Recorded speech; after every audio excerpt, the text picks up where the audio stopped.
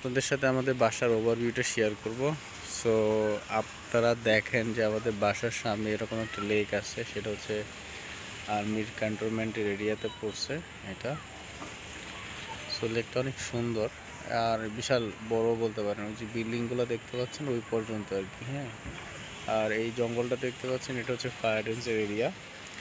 এখানে আর্মিরা বিভিন্ন ট্রেনিংয়ের পারপাসে আর কি এখানে ট্রেনিং করে থাকে।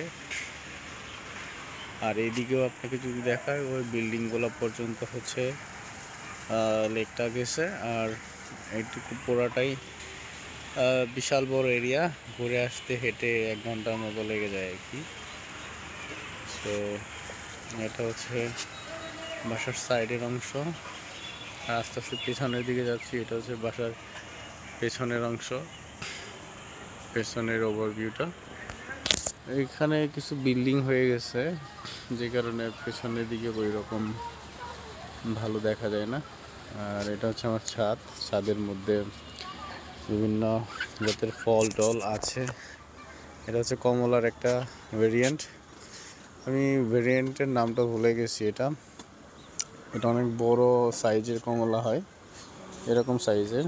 বাজারের যে বড় সাইজের কমলা থাকে ওগুলার থেকেও বড় হয় এটা। আর এটা হচ্ছে আমার চাইনিজ জাতের একটা ভেরিয়েন্ট। এটা খেতে খুব একটা টেস্টি না, বাট গাছের ছাদের সৌন্দর্যের জন্য ঠিক আছে। আর এটা হচ্ছে সবেদা গাছ, সবেদা কিছু এবার আসছে। এটা সবই আমার লাগানো গাছ, আমি যখন দেশের বাইরে যাই তার আগে আর কি এগুলো লাগাইছিলাম, অনেক দিন ধরেই করতাম। এটা হচ্ছে পেয়ারা গাছ, পেয়ারা প্রতি বছরই টুকটাক আসে কিছু না কিছু। আর হচ্ছে একটা কুল গাছ, এটা জাতটা খুবই সুস্বাদু। আর এখানে আপনারা দেখতে পাচ্ছেন আমার ড্রাগন ফলের গাছ, ড্রাগন ধরে আছে ওই সাইডে, আপনারা দেখতে পারবেন জুম করলে। পাশাপাশি একটা ফুল ফুটছিল কালকে, হ্যাঁ এটা পুরাটাই ফুলে ভরা একদম। এটা যদি মাটি চেঞ্জ না করার কারণে খুব একটা বেশি বড়ই কুল এগুলো আসে না।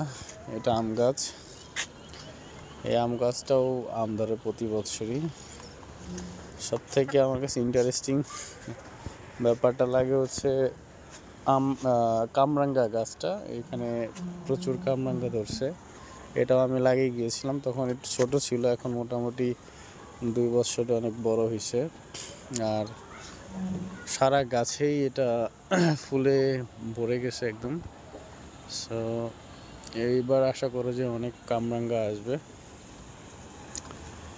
সো এই যে দেখতে পাচ্ছেন ছোট ছোট কামরাঙ্গা ধরছে, তো মাত্র ফুল ফুটছে, আশা করি পুরা গাছ কামরাঙ্গা ছেয়ে যাবে আর কি।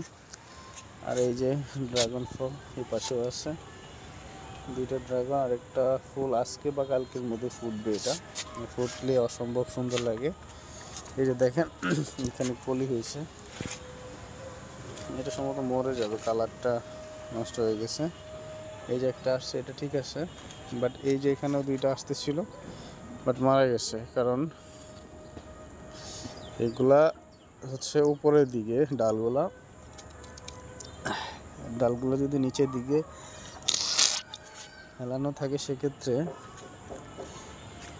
ফলগুলো বেশি আসে, ফুল ধরে বেশি। আর এটাও সম্ভবত মরে গেছে, তারপরেও জানি না, শিওর আমি ছিলাম না। এই হলো অবস্থা।